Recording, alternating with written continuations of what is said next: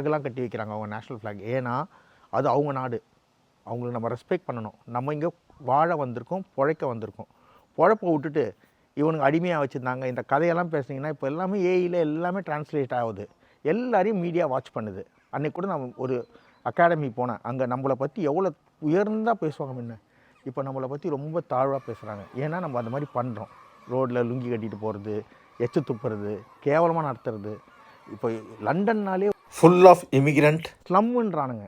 யாருமே போக மாட்டுறாங்க லண்டனுக்கு. ஏன்னா வெள்ளைக்காரங்க எல்லாம் வெளியில் இருக்காங்க, வெளிலேருந்து வந்து இங்கே வேலைக்கு வராங்க.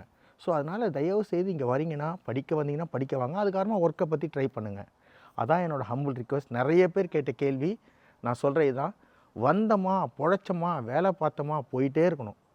இங்கே நல்ல அழகான ஊர், உலகத்துலேயே வாழ்கிறதுக்கு ரொம்ப அருமையான ஊர், சுதந்திரமான ஊர், ஹெல்ப்ஃபுல்லான கண்ட்ரி. பட் நம்ம எப்படி நடந்துக்கிறோன்றப்போ, என்ன விதைக்கிறோமோ அதான் அறுவடை பண்ணுவோம். நம்ம நல்லதே வச்சா நல்லதே நடக்கும், கெட்டதை வச்சா கெட்டதான் நடக்கும். அதனால் இங்கே வந்துட்டு சும்மா கண்டதை பேசுறது, நான் பேசுவேன் சுதந்திர பூமின்னு சொல்லிட்டு எல்லாத்தையும் பேசினா, இதை நம்ம ஊரில் பேசுவீங்களா, பேச மாட்டிங்களா? அதே மாதிரி இங்கேத்துக்கு there's a limitation to talk, limited to show. எல்லாமே லிமிட்டேஷன். எல்லாம் நாங்கள் இண்டோரில் ஒரு காலத்தில் விநாயகர் சதுர்த்தியும் பொங்கல் தீபாவளி கொண்டாடணும், இண்டோரில் ஒரு ஆடிட்டோரியம் புக் பண்ணி. இப்போ எல்லாம் ரோட்டில் ஆடுறீங்க, அப்போ அவங்களுக்கு இரிட்டேஷன் ஆகும். அதுவும் யூடியூப்லேயும் போடுறீங்க, இன்ஸ்டாலையும் போடுறீங்க, அது இரிட்டேட் ஆகுது அவங்களுக்கு. அது உங்களுக்கு புரியாது. அவங்க எல்லாம் முன்னாடி காட்ட மாட்டாங்க, பின்னாடி தான் எல்லாமே செய்வாங்க. பாருங்கள், இமிக்ரேஷன் சிஸ்டத்தையே மாற்றுறாங்க இப்போது. இதெல்லாம் எதனால்? நம்ம பண்ணுற தப்பால் தான். தயவுசெய்து இதெல்லாம் பண்ணாதீங்க. எல்லாரும் இங்கே வந்து செட்டில் ஆகணும், இதுக்காக தான் லண்டன் வரீங்க. அதுக்காரமாக அந்த நாட்டையே குறையா சொல்கிறீங்க. அப்போ எதுக்கு நம்ம வரோம்? வந்த இடத்துக்கு குறை சொல்லக்கூடாது. இந்த நாட்டில் வெள்ளைக்காரன் எங்கேருந்து திருடிட்டு போனால் அதை தான் எடுக்க வந்திருக்கோம். இந்த மாதிரி மீடியாவில் நீங்கள் பேசுறது, பாட்டிங்க திண்ணையில் பேசுகிற மாதிரி மீடியாவில் பேசுகிறீங்க. லிமிட்டேஷன் இல்லாமல் நம்மளே நம்ம ட்ராப்பில் மாட்டிக்கிட்டு குத்துது குடையுதுன்னா என்ன பண்ண முடியும்?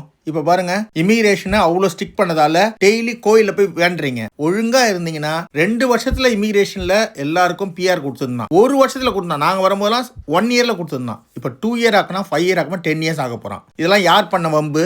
நீங்க பண்ற வம்பு தான். வந்தமா பொழைச்சமா வாழ்ந்தமான்னு இருக்க போறோம். பாருங்க, லாஸ்ட் வீக் என்ன நடந்தது? 1.5 லட்சம் பேர் வந்திருக்காங்க ப்ரொடெஸ்ட் பண்றதுக்கு. இது மாதிரி நான் என் வாழ்க்கையில பார்த்திருக்கேன். இதுக்கு முன்னாடி ஒரு முறை 2001ல ஒரு பெரிய புரட்சி நடந்தது, பாகிஸ்தானிக்கும் ஒயிட்ஸுக்கும் பிராட்ஃபர்ட்ல. அப்போ ஊரே நாஸ்தி பண்ணிட்டு போயிட்டாங்க வெள்ளக்காரங்க வந்து. ஏன்னா இந்த வெக்டரன்ஸ்லாம் இருக்காங்களா, மிலிட்ரி மேன்ஸ், அவங்களாம் ரொம்ப கோவக்காரங்க, ரொம்ப அன்பானவங்க, ரொம்ப கோவக்காரங்க. தன் நாட்டு மேல பற்று அதிகம், வெறி கிடையாது இவங்களுக்கு. நம்மளுக்கு வெறி அதிகம், பற்று கிடையாது. மொழி பற்று, இனப்பற்று உங்களுக்கு ஜாஸ்தி, ஆனா வெளில காட்டிக்க மாட்டாங்க. அதனால ஊர்ல உலகத்துல எல்லா இடத்துலயும் ரேசிஸ்ட் இருக்க தான் செய்வான். நம்ம ஊர்ல எல்லாம் ரேசிஸ்டா இங்கே இருப்பான், ஒரு சிலவங்க தான். அதனால தயவு செய்து பிரச்சனை இருக்கிற இடத்துல போவாதீங்க, சேஃபா இருங்க.